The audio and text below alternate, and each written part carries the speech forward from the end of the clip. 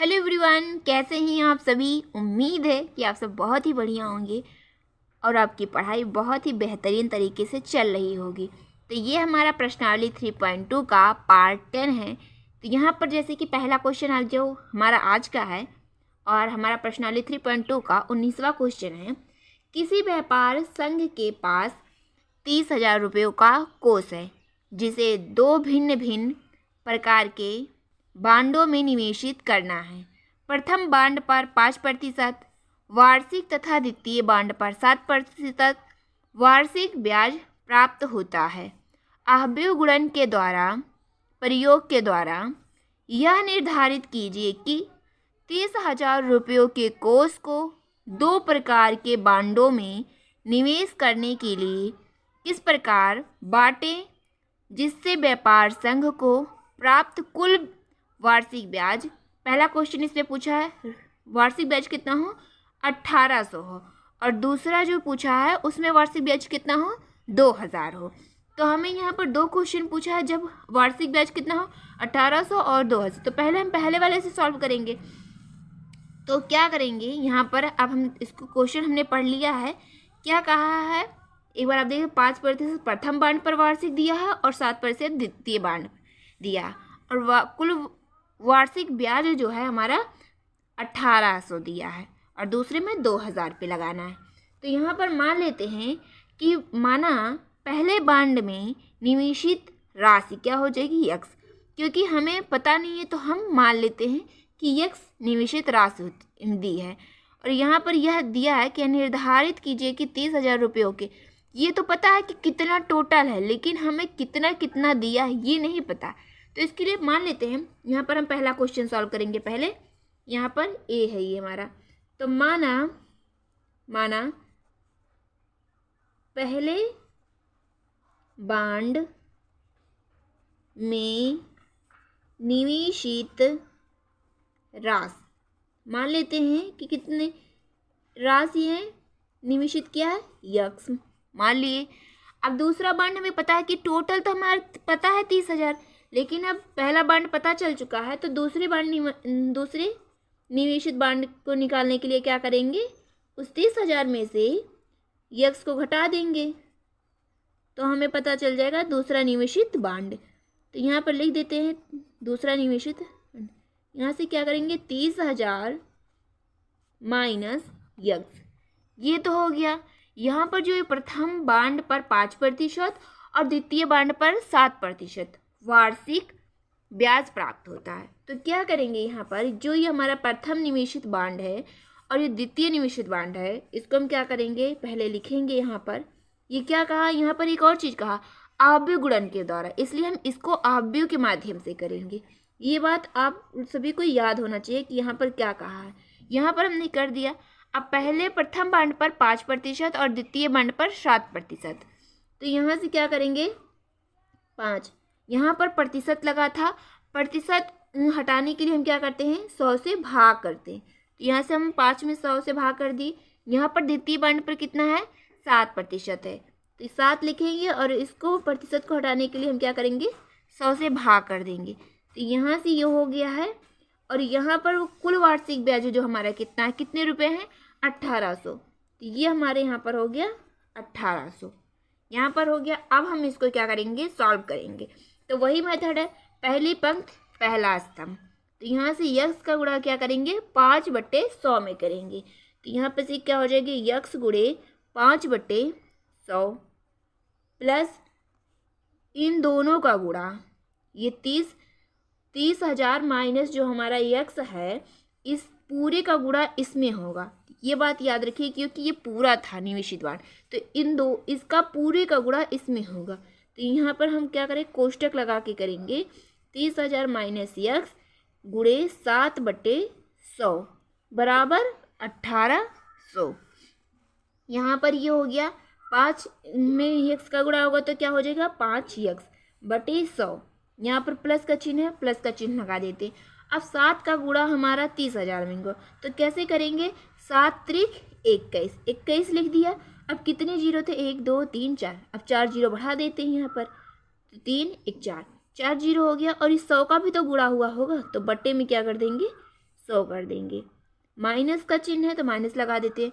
7 का गुणा x में करेंगे तो क्या हो जाएगा 7x बटे में क्या है 100 हो जाएगा बराबर 1800 हो जाएगा। यहाँ पर हमारा 1800 हो गया। अब यहाँ पर ये देख सकते हैं कि यहाँ पर हमारा हर समान है, तो हर समान होते तो क्या होता है ये हमारा अंश भी जुड़ रहा होता तो जोड़ लेते हैं, अगर घट रहा होता तो घटा लेते हैं। तो यहाँ पर हमारा हर समान है तो यहाँ पर हर एक जगह एक बार लिखेंगे 100 यहाँ पर लिख दिए। अब 5x प्लस 21 यहाँ पर इकाई दहाई सैकड़ा हज़ार 10,000 लाख 2 लाख हो गया है 2,10,000 यहाँ पर हो गया 4 जीरो माइनस 7x बराबर 1800 यहाँ से हो गया ये 1800। अब ये जो हमारा 100 है इधर गुणा हो रहा है यहाँ पर 1, अगर यहाँ करें तो यहाँ पर हमारे 1 हो जाएगा। इसका गुणा इसमें करेंगे और इसका गुणा हम यहाँ पर कर देंगे। तो यहाँ पर इसका गुणा नहीं करेंगे, अभी इसको क्या करेंगे इसको हम इधर ट्रांसफ़र कर देंगे। ठीक है, तो यहाँ पर इसको गुणा करेंगे और इसका गुणा चलिए यहाँ पर भी कर लेते, कोई दिक्कत नहीं है। तो यहाँ पर इसका गुणा कर लेते हैं, इसका गुणा इसमें करेंगे तो क्या हो जाएगा 5 का गुणा x में 1 में करेंगे तो 5 ही होगा 5x होगा। इसका गुणा इसमें करेंगे तो ये हमारा जैसे है इसमें कोई भी चेंज नहीं होगा। तो क्योंकि 1 का गुणा किसी भी अंक में करो तो वो अंक ही रह जाता है जिसमें हम गुणा करते।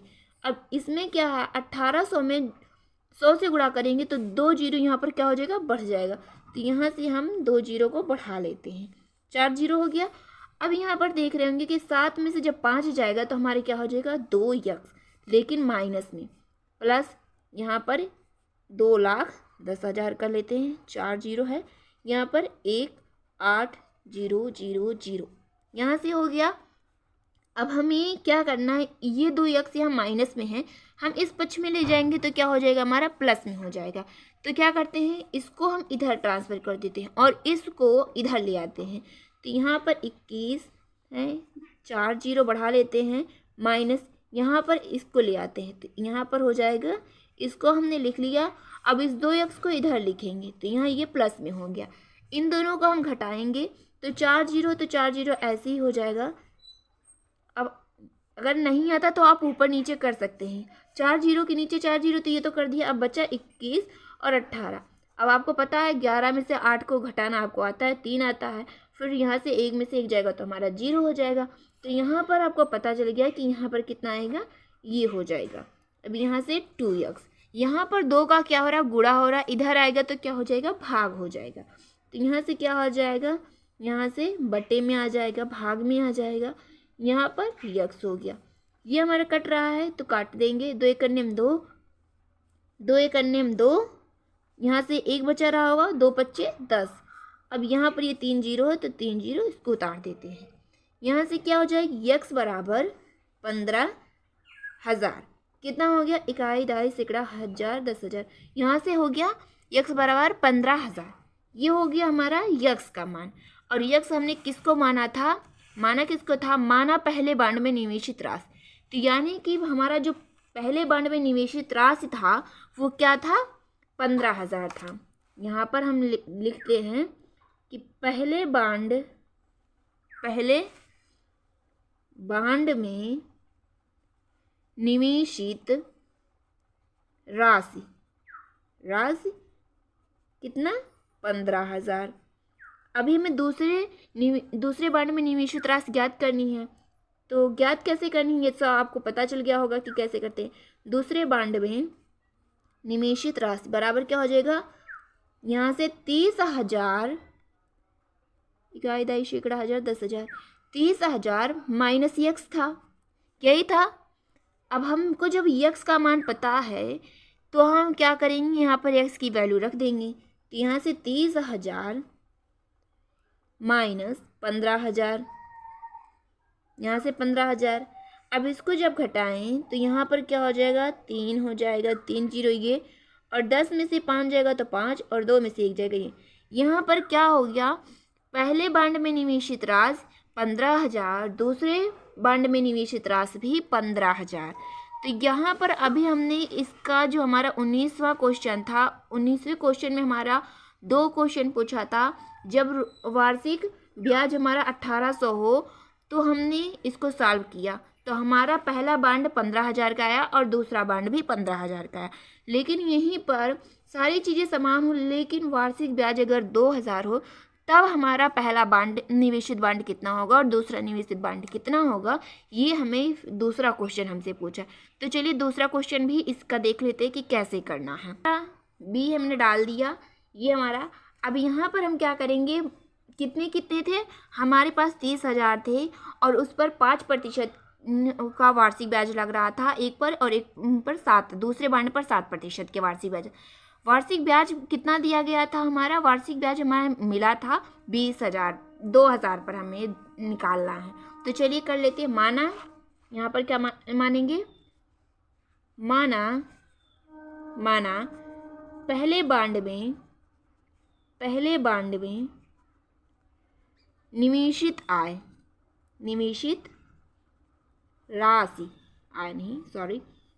राशि x है। दूसरे बांड में निवेशित राशि क्या है, पूरा कितना था 30,000। तो 30,000 में से क्या करेंगे, इस x को घटाएंगे तभी तो पता चलेगा।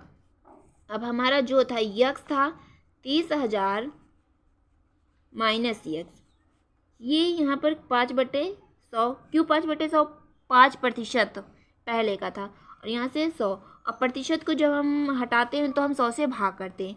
अब यहाँ पर पिछले क्वेश्चन में जो पूछा था वहाँ पर 1,800 वार्षिक ब्याज दिया था, लेकिन अगर वार्षिक ब्याज 2,000 हो तब क्या हो, ये पूछा है यहाँ पर। तो अब हम इसके फॉर्म में हम यहाँ पर कैसे सॉल्व करते हैं ये हम देखेंगे। तो x का गुणा इसमें होगा तो क्या करेंगे, x गुणे 5/100 प्लस इस दोनों का गुणा इसमें होगा, यानी कि 30,000 माइनस x का गुणा 7/100 में होगा और यहाँ से 2,000 है। अब यहाँ पर क्या हो जाएगा, 5x/100 होगा। यहाँ से इसका गुणा पहले इसमें होगा तो यहाँ पर गुणा कर लेते हैं, यहाँ पर हमने गुणा कर लिया, /100 हो गया। अब इसका गुणा इसमें होगा, माइनस है तो माइनस करेंगे 7x/100, यहाँ से क्या हो जाएगा 2,000। यहाँ पर हर हमारा समान है तो क्या हो जाएंगे, अंश हमारा आपस में घट रहा हो घटाएंगे और जुड़ रहा होगा तो हम इसको जोड़ लेंगे। तो 5x हो गया, यहाँ से इसको हम जो भी घट रहा है जुड़ रहा है उसको हम कर लेते हैं। यहाँ पर क्या है, इसको लिख देते हैं इक्वल करके, ये हो गया हमारा। अब इस 100 को यहाँ पर भाग हो रहा है तो इधर करेंगे गुणा हो जाएगा। तो चलिए कर लेते हैं, यहाँ पर गुणा कर लेते हैं। गुणा करेंगे तो यहाँ पर 7x बचा है और इस 100 का गुणा करेंगे तो यहाँ पर 2 0 और ऐड हो जाएगा। तो यहाँ से चलिए कर लेते हैं। यहाँ पर हमने गुणा कर दिया है 100 का। अब हमें क्या करना है, इसमें से इसको घटा लेते हैं। 7 में से 5 जाएगा तो हमारा 2 होगा, लेकिन माइनस में यहाँ से क्या है हमारा 21 और हमारे कितने जीरो हैं, 4 जीरो हैं। इसको चलिए बढ़ा लेते हैं 4 जीरो, यहाँ से इसको कर लेते हैं, ये हो गया। यहाँ पर हमारे ये 2x जो है हमारा माइनस में ही, इधर ले जाएंगे यहाँ पर क्या हो जाएगा प्लस में हो जाएगा। तो चलिए इसको कर लेते हैं और इसको इधर ले आते हैं। तो यहाँ पर हमारा जो है इसको हम इधर ले आते हैं तो यहाँ पर ये माइनस में हो जाए, सॉरी यहाँ पर ये 0 था तो यहाँ पर ये हो गया और यहाँ पर ये 2x इधर गया तो यहाँ पर प्लस में हो गया। अब इसको हम इसमें से इसको हम घटाएंगे तो यहाँ पर देखिए ये हमारा हो जाएगा 10,000 बचेगा इक्वल टू 2x, यहाँ पे हो गया।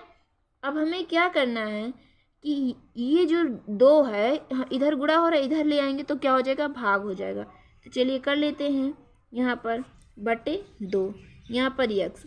अब 2 करने में 2 2 5 10, ये ख़त्म और ये 3 0 बचेगा, 3 0। तो यहाँ से हो गया x बराबर यहाँ पर 5,000। तो यहाँ x बराबर हमारे कितना पता चल गया कि 5,000। अब यहाँ पर आपको तो पता हो गया कि पहले बांड में निवेशित राशि क्या था, हमने क्या माना था x, यहाँ हमने क्या माना था x और ये x की वैल्यू है, यानी पहले बांड में निवेशित राशि क्या है 5,000। अब दूसरे बांड में निवेशित राशि क्या हो जाएगी, दूसरे बांड में निवेशित राशि यहाँ पर क्या हो जाएगी, 30,000 माइनस यक्स था। अब यहाँ पर 30,000 हम लिखेंगे, 30,000 माइनस यक्स की जगह पे क्या, ये 5,000 हो जाएगा। तो यहाँ पर इसको घटा लेते हैं, यहाँ पर क्या हो जाएगा, यहाँ पर घटाएंगे हम तो ये हो जाएगा हमारा 25,000। तो ये हो गया हमारा क्वेश्चन सॉल्व। आप देख रहे हैं यहाँ पर कि यहाँ पर ये थोड़ी सी जो छोटी सी वैल्यू यहाँ पर चेंज हुआ, इससे हमारे बॉन्ड में कितना ज़्यादा फर्क देखने को मिला। कहाँ ये 15,000 थे पिछली क्वेश्चन में, जब यहाँ पर वार्षिक ब्याज जो हमारा दिया था 1,800 था। तो ये हमारा हो चुका है क्वेश्चन सॉल्व। अब चलिए, तो ये हमारा अगला क्वेश्चन है, यदि स्कूल की पुस्तकों की दुकान में 10 दर्जन रसायन विज्ञान, 8 दर्जन भौतिक विज्ञान तथा 10 दर्जन अर्थशास्त्र की पुस्तकें हैं, इन पुस्तकों का विक्रय मूल्य क्रमशः 80 रुपये, 100 रुपये, 60 रुपये तथा 40 रुपये प्रति पुस्तक हैं। अब बीजगणित के प्रयोग द्वारा ज्ञात कीजिए कि सभी पुस्तकों को बेचने से दुकान को कुल कितनी धनराशि प्राप्त होगी। तो यहाँ पर क्या है कि 10 दर्जन रसायन विज्ञान के हैं, 8 दर्जन भौतिक और 10 दर्जन अर्थशास्त्र की पुस्तकें हैं। ये पुस्तकों कितनी दर्जन ये दिया और उस पर एक पुस्तक का कितना मूल्य लग रहा है ये दिया। अब यहाँ पर ये पूछा है कि पुस्तकों को बेचने से दुकानदार को कितनी धनराशि प्राप्त हुई। अगर इतना इतना ये पुस्तक बेच रहा है तो दुकानदार कितना रुपया कमाएगा, कितना रुपया उसके पास आएगा, ये पूछा गया। तो कितना, यहाँ पर 10 दर्जन है तो यहाँ पर 10 और एक दर्जन में कितने, एक दर्जन बराबर कितना हो, एक दर्जन में कितने होते हैं 12। तो यहाँ 10 दर्जन बोला है तो यहाँ से हम यहाँ पर क्या करेंगे, 12 से गुणा करेंगे क्योंकि एक दर्जन में 12 होता है। तो 10 दर्जन का निकालने के लिए 12 से गुणा करेंगे। इसी तरीके से यहाँ पर 8 दर्जन यहाँ पर दिया है तो फिर इसमें भी हम क्या करेंगे, 12 से गुणा। 10 दर्जन अर्थशास्त्र है तो 10 गुणे 12 कर लिए, ये हमारा हो गया। यहाँ पर हम क्या करेंगे, इसका मूल्य क्रमशः दिया 80 रुपये, 60 रुपये और 40 रुपये। तो यहाँ पर क्या करेंगे, 80, 60 और 40। यहाँ पर इस तरह से हम क्यों कर रहे हैं, क्योंकि यहाँ पर पूछा बीजगणित के प्रयोग द्वारा ज्ञात कीजिए, तो इसलिए हम इस तरह से करेंगे। अब हमें क्या करना है, इन दोनों का पहले गुणा कर लेना है। इन दोनों का गुणा कर लेते फिर आगे करते हैं। तो 12 का गुणा 10 में होगा तो क्या हो जाएगा, 120 और 12 का गुणा 8 में होगा तो 12 8 96 और यहाँ पर भी 120 हो जाएगा। तो यहाँ से ये हमें हो गया है।